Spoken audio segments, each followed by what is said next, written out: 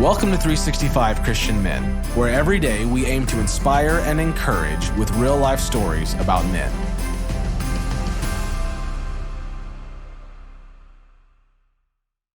December 10th, Francis Schaeffer.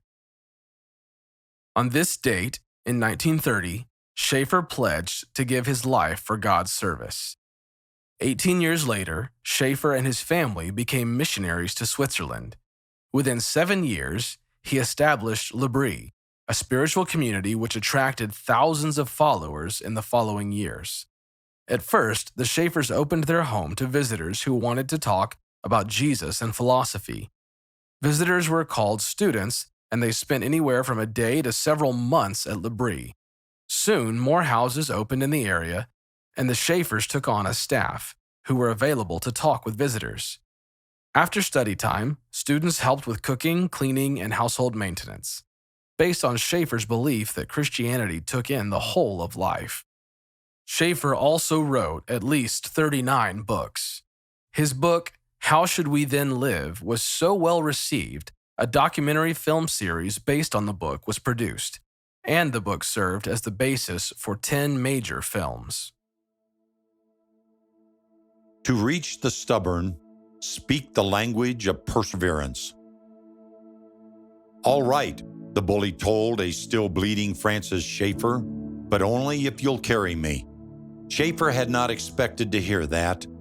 Moments earlier, the tall bully had thrown a can of talcum powder into Schaeffer's face. The can clipped him above the eye, and blood dripped down his brow.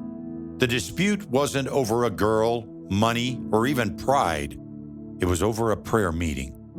Schaeffer, then a 20-something college freshman, had repeatedly invited the student to attend the meeting in his dorm. The young man, agitated at Schaeffer's persistence, finally snapped. He did not want to go. He did not want to pray. He did not want religion. Perhaps Schaeffer should have expected it, or even ducked.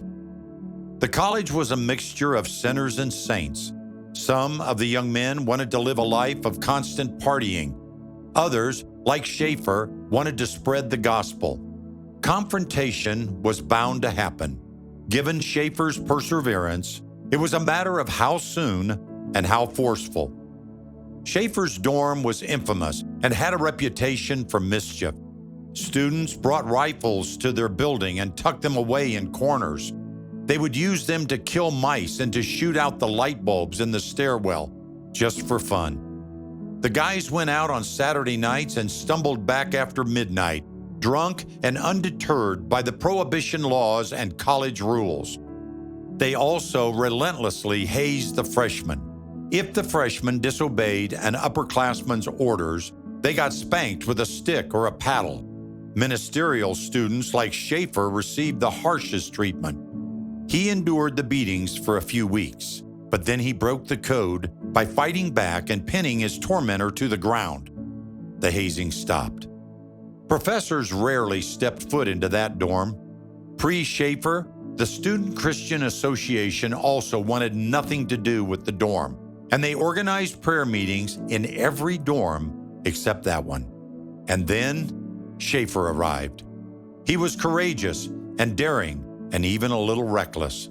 A year earlier, he had pledged his life to serve God. He wanted to see men transformed by the gospel of Jesus Christ, no matter the cost. Even if his boldness for Christ resulted in insults, even if it resulted in pain, even if it resulted in a talcum powder can becoming a projectile to the head. After he was hit, Schaeffer didn't punch the other man. At 5'6" to the bully's 6'2", that was a sound decision. Instead, Schaeffer did the unthinkable. He repeated the invitation.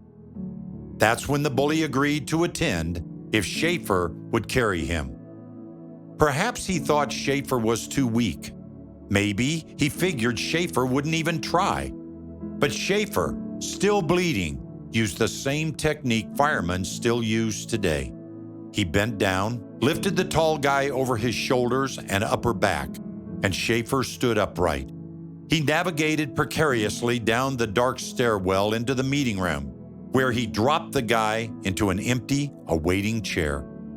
Schaeffer, persistent and patient, had won.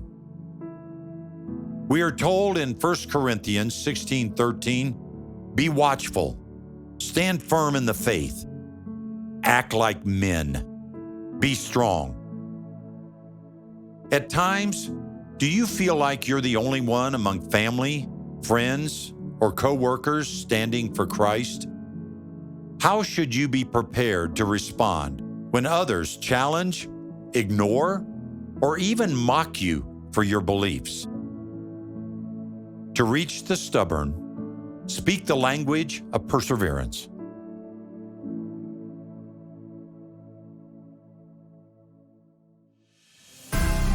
Thank you for listening to today's story. Every day of the year, our hope is to inspire you with real-life stories of faithful men who have gone before us. Hebrews 12:1 says, "Therefore, since we are surrounded by so great a cloud of witnesses, let us lay aside every weight and the sin that so easily ensnares us. Let us run with endurance the race that is set before us." Join us tomorrow for another story at 365christianmen.com.